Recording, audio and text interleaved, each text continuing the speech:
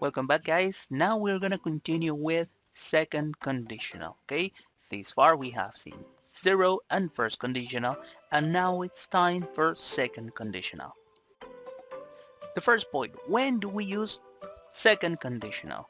Okay, we use second conditional when we are talking about hypothetical or unlikely situations, something that it's not real or an improbable situation now or in the future. So we are talking about things that are not possible or they are not real or they sound kind of not something that could happen, right? We are just pretending something. That's what we do with second conditional.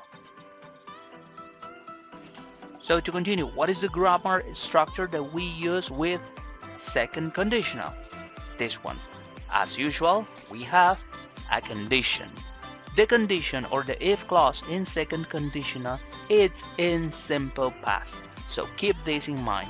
You need to know the verbs in past to master second conditional. The if clause goes in simple past. Keep that in mind. And the main clause goes with a modal verb. The modal verb would plus the verb in base form. Remember, modal verbs, they always are followed by a verb in base form. So we have would plus the verb in base form.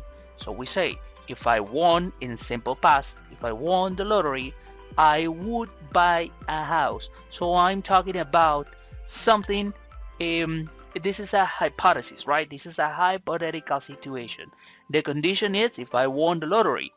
So I would buy a house. This is what I would do if I had the money. So keep that in mind. This is a hypothetical situation. Simple past, would plus the verb in base form. Always. That's how we use modal verbs. So in this case, we are using the modal verb would. So let's gonna see more examples about it. We say, if I won the lottery, I would buy a big house. Okay, I probably will not win the lottery. So that's why it's a hypothetical situation. If I met the Queen of England, I would say hello. What is the chances for me to know the Queen of England? They're really, really improbable, right? So this is just hypothesis, right? That's what I would do. She would travel all over the world if she were rich, but only if she were rich, but she's not, right? That's why this is unreal. But she would travel. Remember, in conditional sentence, you can switch the main clause and the if clause. But I want you to pay attention to this. I told you that you need to use the verb in past, right? But what is the verb be that we use with she in past? We are supposed to use was, but it's strictly in this second conditional because we are talking about subjunctive mood in English. We always use were. I were, he were, she were, it were. Only when we are talking about second conditional, we are gonna use the verb be in past. The one that we have to use in this case is were, not was. This is an exception. She would pass the exam if she ever studied, but she never studies, so this will not happen, right? So that's why this is an unreal situation.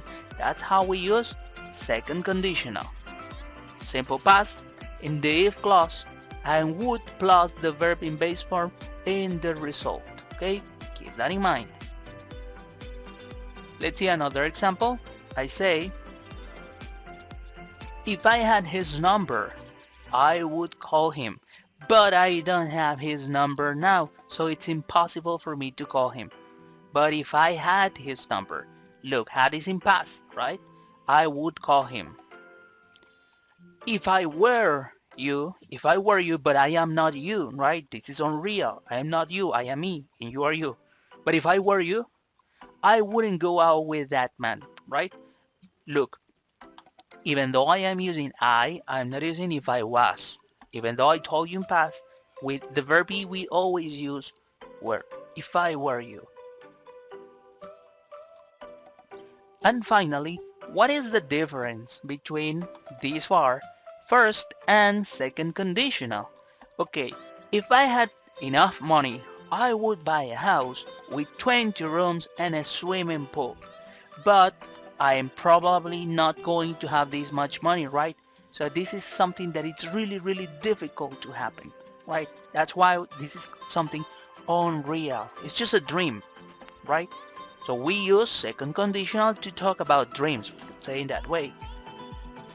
But if I say, if I have enough money, look, this one is in simple present, not in simple past. This is first conditional, right?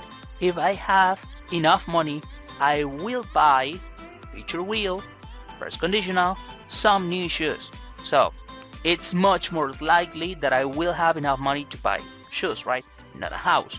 So this is the most probable outcome. And we use second conditional to talk about unreal or hypothetical situations.